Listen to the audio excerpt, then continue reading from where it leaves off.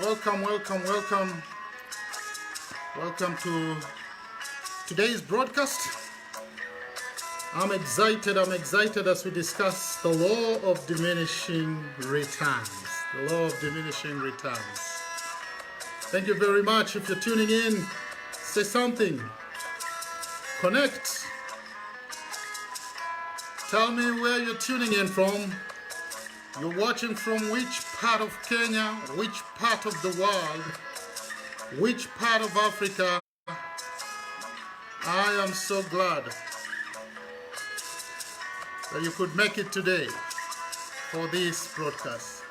James Waome, you're the first today.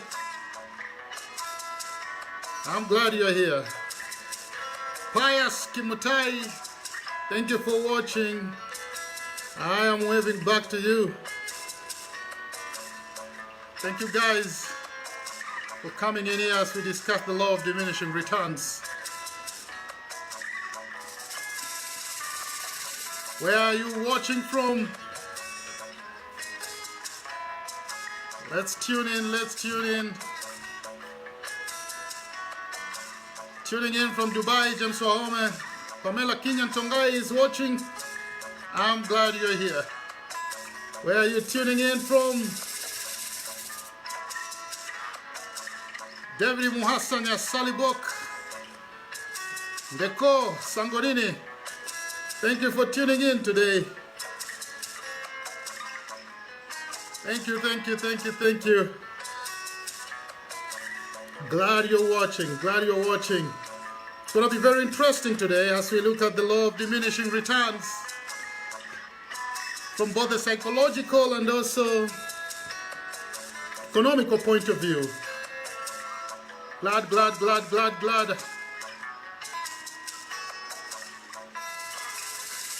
If you're tuning in, kindly let me know that you're here. Let me know that you're watching. Thank you, David Muhassanya Salibok, my producer. That instrumental, guys, you're hearing today, it's a song produced by David Muhassanya Salibok. Daniel Musibi, I'm glad you're here. Thank you.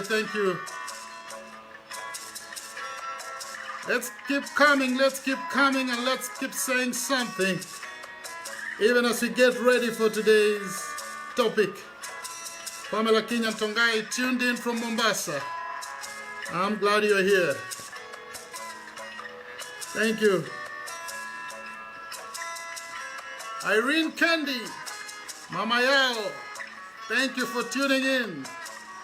I'm glad you're here, connected to this broadcast today. Good.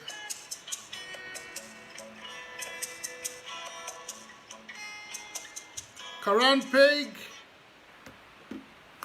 thank you for tuning in. You know, the law of diminishing return has been discussed widely, especially from the economic point of view. But most of the time, people don't pay much attention as far as psychological impact of this same law when this law is concerned. And so we pay a lot of attention as far as economical aspects are concerned. And in the economical sense, it's more about input and output. The number of people you employ should be equivalent to the workforce or the production that they're going to make. And a lot of arguments are being made as far as the law of diminishing return is concerned. But I don't want to zero in a lot as far as that particular argument is concerned. I want us to look at it also from the psychological point of view and how it impacts our economical life. According to the law of diminished returns, the value or enjoyment we get from something starts to decrease after a certain point. The value or enjoyment we get from something starts to decrease after a certain point, unless you do something to rekindle that interest, then you find the value or enjoyment that you used to get begins to go down. Thank you, Salem Larot, for tuning in. Ali Sabuga for tuning in. I'm glad you're here. Now, I'm creating a foundation here, and I want you to grasp that. Maybe you love traveling, or even you love cooking. Now, at first, when you went to the beach, let's say you traveled to Mombasa and you went to the beach, you are so excited being there. And the second day, you are still excited. But by the third day, the value or enjoyment that you had put as far as the beach is concerned begins to go low. Unless you rekindle that enjoyment, you will realize that you may not be very much interested as you were in the beginning. Even those who are in love, in romantic relationship, you may discover that the things that you do to each other at the beginning seems to be very, very interesting. You want to meet, you want to go out. Unless you rekindle that value and enjoyment, you will realize with time that value begins to go low. That enjoyment is no longer there. That enjoyment decreases after a certain time. Now, let me tell you this, that this law becomes the reason for greed and dissatisfaction in life. According to Kramerwood, in their 2011 article they wrote on the online platform of The Atlantic, they said that the human mind apparently didn't evolve to deal with excess money and will always desire more long after wealth has become a burden rather than a comfort. That the human mind did not evolve to deal with excess money. We seem to want more, even after wealth has become a burden rather than a comfort. Thank you, Dr. Danny Omeo, for tuning in today. So today I want to ask this question: how much is enough? How much is enough? The worries and fears become the motivation for people to continue amassing wealth regardless of what they already have. People have fears. People are dissatisfied. And because of that, they keep amassing wealth regardless of what they already have. Now, when a poverty mentality is your foundation, then the law of diminishing returns will force you to want more while getting dissatisfied with what you already have. So you have a lot, or you may have what satisfies you already, but you know what? You become dissatisfied because you want more. The value and enjoyment of what you already have goes low unless you rekindle that particular value. And so the gap between the rich and the poor keeps increasing because the rich still regard themselves as poor. That's the amazing part. The rich still regard themselves as poor. Now, it is not the accumulation of material wealth that really makes you wealthy. You know, when you don't have a lot of money or you don't have a lot of material wealth, most of the time we think the moment you will have these things, the moment you have fleet of vehicles at your parking, and you have a lot of money at your disposal and material wealth, then you will be happy.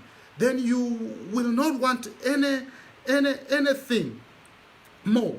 But that's a lie. That's a lie unless you begin to create value from within you.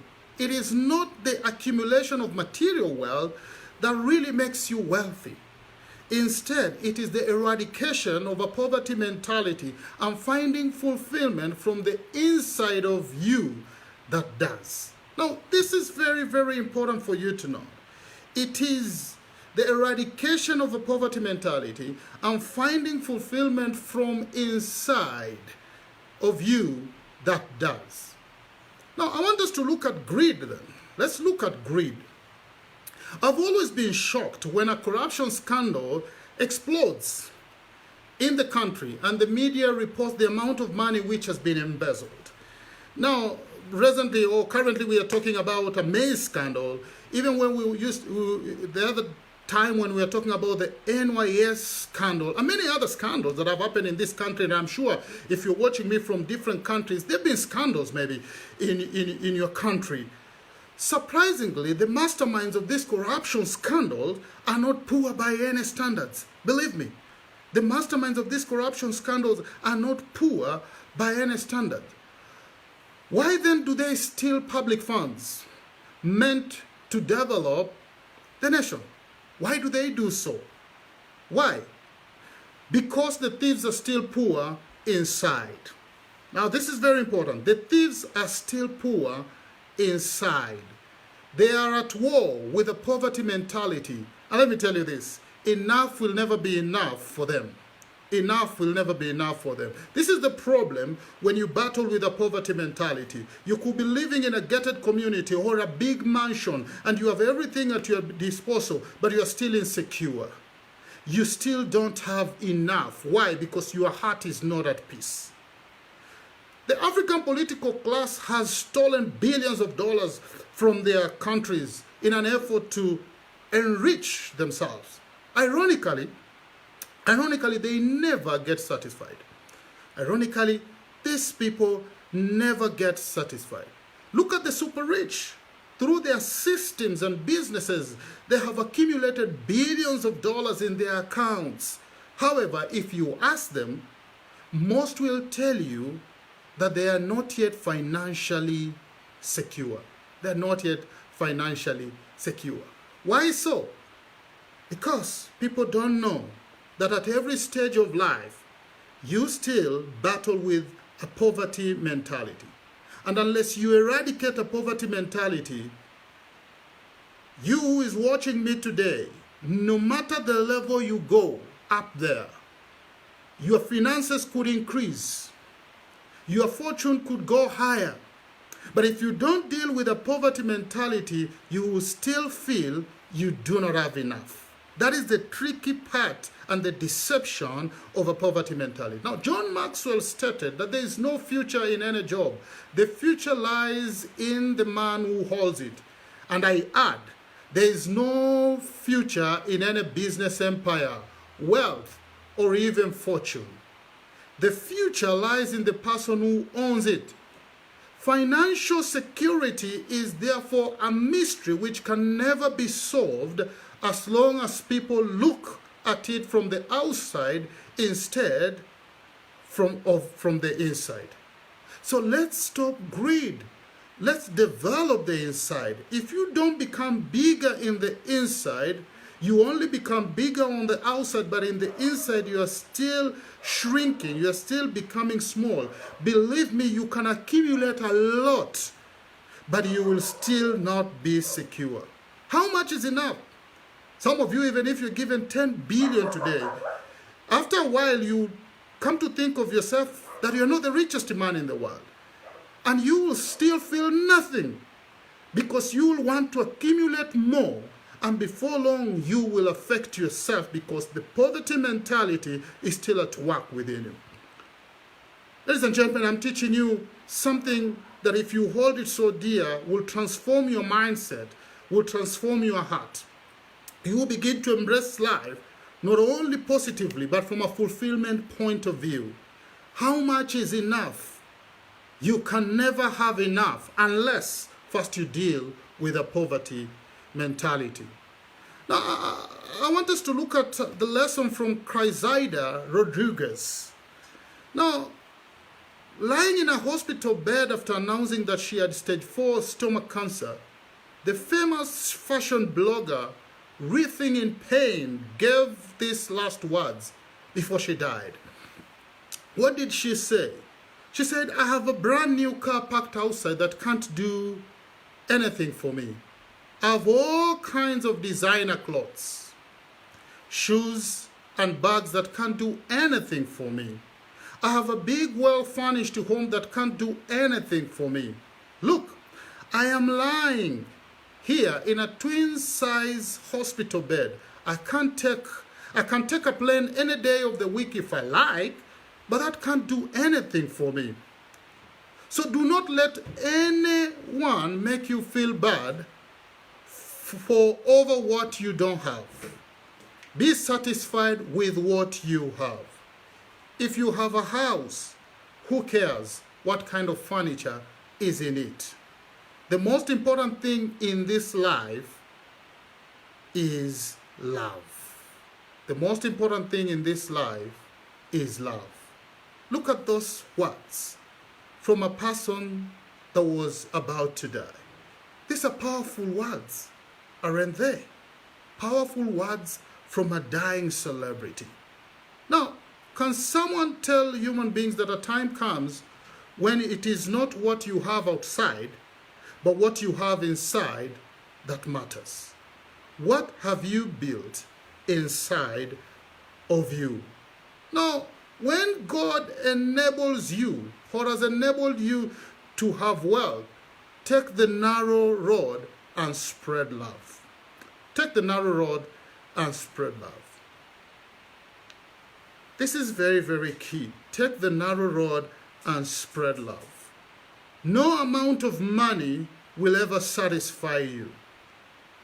When you buy a new car, before long, the company will produce another brand. When you think you have arrived with your fashion designs, you will realize there are more sophisticated designs that are going to come out. When you buy a big piece of land, but you have not dealt with a poverty mentality, before long you will realize it's not enough. You need more. Now, the words from the late Cressida Rodriguez resonate very well with the finding of Bronnie Ware in her book, The Top 5 Regrets of the Dying. And I will recommend this book to you, The Top 5 Regrets of the Dying. Now, Bronnie Ware was a nurse working in a palliative care with patients in their last 12-week stage, 12-week stage in their lives. These people had been told, you have only 12 weeks to live. And Bronnie Ware spent a lot of time with these people during their dying stage. Ware observed how people get their priorities right when they are about to die, and when questioned, come up with several regrets. Now, I'm going to look at the 5 top regrets of the dying, and I will want you to reflect whether any of these regrets has already catched up with you. I wish I had had the courage to live a life true to myself, not the life others expected me to live. That's the first regret. I wish I'd had the courage to live a life true to myself, not the life others expected me to live. This is the first regret that Bronnie Ware discovered that people who are about to die usually battle with. But how true is this? And has this caught up with you? That you wish you had had the courage to live a life true to yourself, not the life others expected you to live. A lot of people don't live their life. They live life according to other people's expectations. We live our life in comparison with other people. And before we realize, we have trapped ourselves in a cocoon, and we are not living the life that we desire to live. We follow people's wishes. We follow other people's desires. We follow other people's opinions and ideas, and we forget our own. I wish I'd had the courage to live a life true to myself, not the life others expected me to live. A lot of people, Bronnie Ware discovered in their dying stage, this is the number 1 regret. Are you there regretting this right now? You have time to change the way you perceive life and begin to live your life as your life, true to yourself and not how other people expect you to live. They could be your parents, they could be your friends, they could be your relatives, they could be your spouses. You can get out of that trap. You can get out of that cocoon and begin to live a life true to yourself. The number 2 regret is I wish I hadn't worked so hard. I subscribe to the philosophy of working smart. Now, there are a lot of people who work so hard that they don't have time with their children. They don't have time with their loved ones right now. They don't have time even for refreshing their bodies and their minds. And when they get to that level where they are about to die, most people regret and wish they hadn't worked so hard.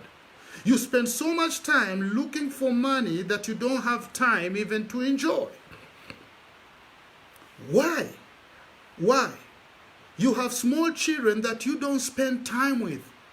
Right now, it's even a big battle when people are working from home, because now you work even more than the time you used to spend at the office. I wish I hadn't worked so hard. Can you balance your life so that you don't work so hard to miss on life, to miss seeing your small children growing up, to miss having time with your spouse, to miss doing the real thing, to miss connecting with things that matter, including nature, so that in your sunset days, you will not regret having worked so hard that you did not enjoy life. And the third regret is, I wish I had the courage to express my feelings. Now, this is where so many people have been trapped. I wish I had the courage to express my feelings. Now, so many people, they go to meetings, they go to forums, they work in places, and they keep quiet. They fear that if I say this, people will not appreciate me. People will judge me. People will push me away. And because of that, you find that most people don't have the courage to express their feelings. Today we have a lot of intelligent people, brilliant human beings, men and women of value. The problem is that they are not courageous enough to come out and express their feelings. You don't want to regret this in the future. Do you have something that you've bolted up within you? Come on, take time and express that. Take time and express that. You don't want in your sunset days to wish that you would have had courage to express your feelings, to express your feelings. And then the fourth regret is, I wish I had stayed in touch with my friends. Now, I know this is tricky, but this is very, very true.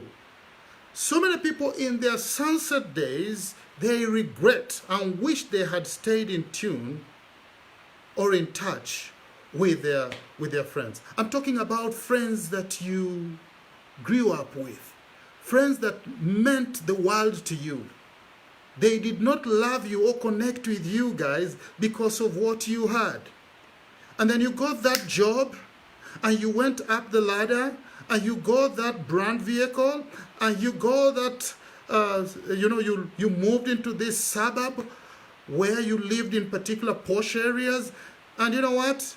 They were no longer of your class, and you left them.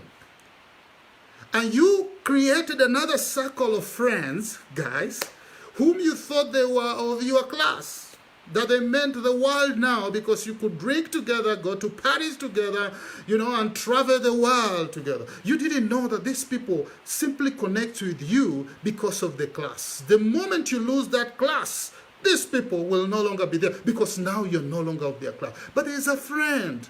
There's a friend who loved you and connected with you not because of your class. He knows you right from the village. He grew up with you when you had nothing. They were there for you. Never lose connection with these people. That is one of the fourth regret of the dying, that they wish they could have stayed in touch with their friends. But I also understand this.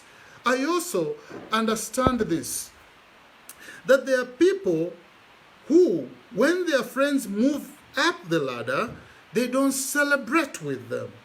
Their self-esteem gets destroyed, and they feel they are no longer worth to connect with these people. So I know there's the other circle of people, when they move up the ladder in life, they forget their friend. But I also know the trouble of people who fail to connect with their friends because now their friends have moved up the ladder. And so the person who is up there may try to reach out to his friends who are down there, to help them in one way or another, or to be in touch with them. But most of the time you find these people reject that connection because they feel, why should I connect with this person? This person has left me. He's no longer of my class. He no longer lives where I live. This person is with the mighty and the high. And so these people lose that particular connection. Regret can come either way, whether you leave your friends when they are moving high, or even you fail to connect with your friends after you have moved up there. I wish I had stayed in touch with my friends. And the fifth regret of the dying, Brownware states, is that I wish that I had let myself be happier. I wish that I had let myself be happier. This is the truth. There are a lot of people who are trapped in this. People who think happiness comes from things. People who think happiness comes from particular people or particular places. And so they are trapped in that cocoon of thinking that happiness is a mysterious thing that needs to come from outside there.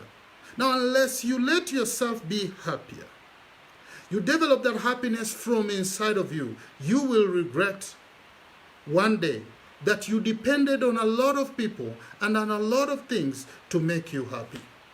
Now, a Range Rover Sport could make you happy for a time, but the law of diminishing return will set in and you will desire something more. Unless you get fulfilled from inside of you to understand that life needs to be approached from your heart and not from the physical stuff or material stuff that you get, you will trouble yourself for a very, very long time. I wish that I had let myself be happier is one of the greatest regrets, or the top 5 regret of the dying. The top 5 regret of the dying. So is there a moment for you to assess yourself? Here is the moment for you to assess yourself. Reflect and find out what your greatest regrets are up to now. Do you have any regrets? Do you have any regrets? So check and find out. Among the top 5 regrets of the dying, as Brownware has listed them, which one is affecting you? Do you wish that you had had the courage to live a life true to yourself? Hey, if you're still alive and you're not in palliative care, you have time to change. You don't need to live your life according to the expectations of others. I wish I hadn't worked so hard. Could you be there? Could you be there? You wish you hadn't worked so hard.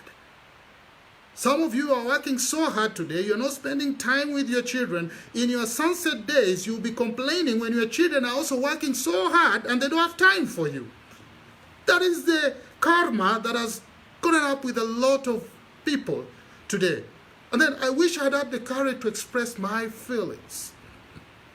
Be courageous, express your feelings. Never mind, they could be right or they could be wrong, but be courageous enough to express your feelings. At least you would have made an effort to express your feelings. And I wish I had stayed in touch with my friends. Stay in touch with your friends.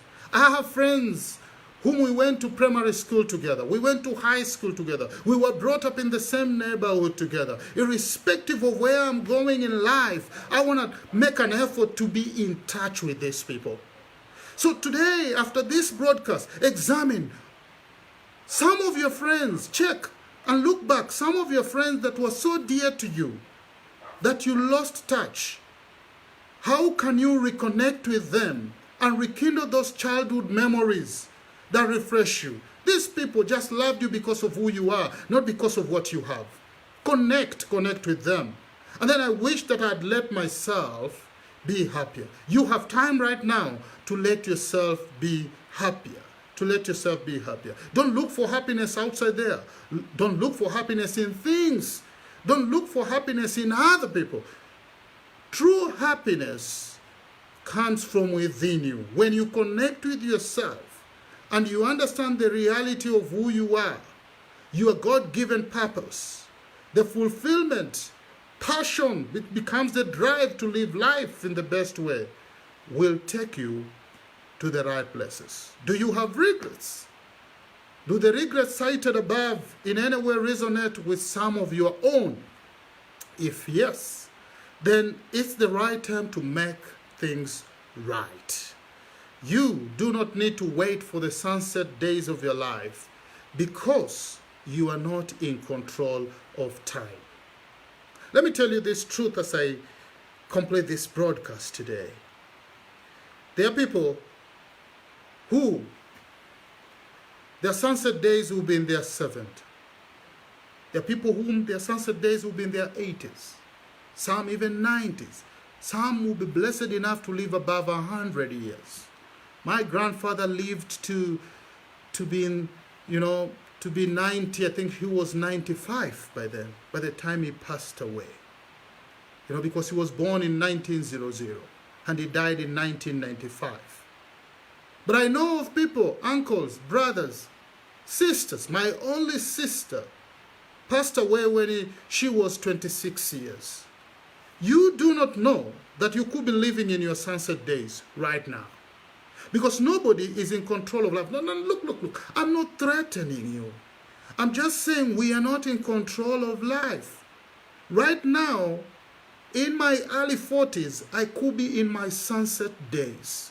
What do I need to do to live a fruitful life so that I don't end up regretting? The truth is, you can become bigger in the inside.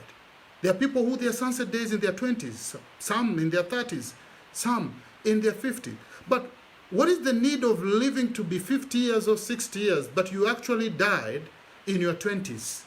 You actually died when you were a teenager. You actually died when you were in your 30s. The reality of life must be faced with people who are sober to make an impact within their own life. So let's stop greed. Let's get fulfilled from the inside. Let's examine the 5 greatest regrets of the dying and begin to live life in the best way possible so that we do not regret. Thank you very much for tuning in. I always look to this broadcast every Tuesday at 8 p.m. and you can put that in your diary and always connect with me during this broadcast. I will urge you to visit our website, www.publicspeakingtc.org, and just check what we do there in our broadcast, what we can offer you, be it a leadership development program or public speaking program or personal development program.